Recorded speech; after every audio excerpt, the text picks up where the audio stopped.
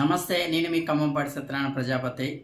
చాలామంది ఈ గురుకుల నియామకాలలో 1:2 సెలెక్ట్ అయ్యి రీలింగ్విష్మెంటు డిసెండింగ్ ఆర్డర్లో ఫిలప్ చేయకపోవడం వల్ల బ్యాక్లాగ్ పోస్టులు అవుతున్నాయని ఒక బాధతోని, ఆవేదనతోని ఈరోజు సీఎం ఇంటి వద్దకి చేరుకుందాం, సీఎం గారికి విజ్ఞప్తి లెటర్ ఇచ్చి మీరు ఇచ్చినటువంటి హామీ ఏదైతే ఉందో దాన్ని అమలు పరచాలని చెప్పేసి మనం లెటర్ ఇచ్చి మన యొక్క ఏదైతే ఉద్యోగాలు ఉన్నాయో అవి మనం సాధించుకునే క్రమంలో పిలుపునివ్వడం అయితే జరిగింది.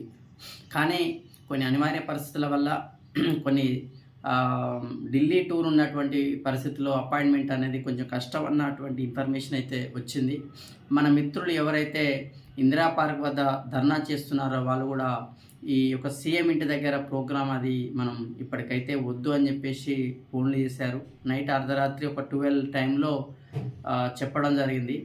సో మార్నింగ్ కూడా మళ్ళీ కాల్ చేశాను ఏంది పరిస్థితి అని చెప్పేసి, కానీ వాళ్ళు వద్దని చెప్పేసి విజ్ఞప్తి చేసినటువంటి దృష్ట్యా అభ్యర్థులందరూ కూడా ఒక రిక్వెస్ట్ చేస్తూ ఉన్నాను. సీఎం ఇంటి దగ్గరికి అయితే ఎవరు కూడా రావద్దు అని చెప్పేసి మేము రిక్వెస్ట్ చేస్తూ ఉన్నాం. ఎవరైతే ప్రయాణమై వచ్చారో వాళ్ళందరూ కూడా ఇందిరా పార్క్ ధర్నా చౌక్ దగ్గరికి చేరుకోగలరని చెప్పేసి కూడా రిక్వెస్ట్ చేస్తూ ఉన్నాం. ఎందుకంటే వాళ్ళకి కొన్ని కాల్స్ వచ్చి వాళ్ళని చెప్పడం జరిగింది. సో వాళ్ళ యొక్క ఆలోచన అయినా మా ఆలోచన అయినా ఎవరి ఆలోచన అయినా సరే సీఎం గారు ఈ సమస్యకి పరిష్కారం చూపించాలనేటువంటి ఏకైక లక్ష్యంతో మాత్రం చేసే పని కనుక దీన్ని మనం ఖచ్చితంగా అంగీకరించాలి కనుక నేను దీనికి అగ్రి అయ్యి నేను నా యొక్క షెడ్యూల్ని క్యాన్సిల్ చేసుకుంటున్నాను.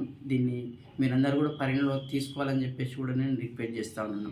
డెఫినెట్లీ సీఎం గారు అయితే మనకి న్యాయం చేస్తారని అయితే నమ్మకం ఉన్నది. ఎందుకంటే మనమే కొట్లాడి మనమే దాన్ని నియంత కేసీఆర్ మీద యుద్ధం చేసి మనమే నేనే స్వయంగా మీరు చూశారు నిరుద్యోగ భిక్షగాల జీవితాలు అయిపోయాయని చెప్పేసి కామారెడ్డిలో కూడా మనం ప్రచారం చేసి తెలంగాణ మొత్తం కూడా మనం అవేర్నెస్ తీసుకొచ్చినటువంటి నా వీడియోలు కూడా చూశారు.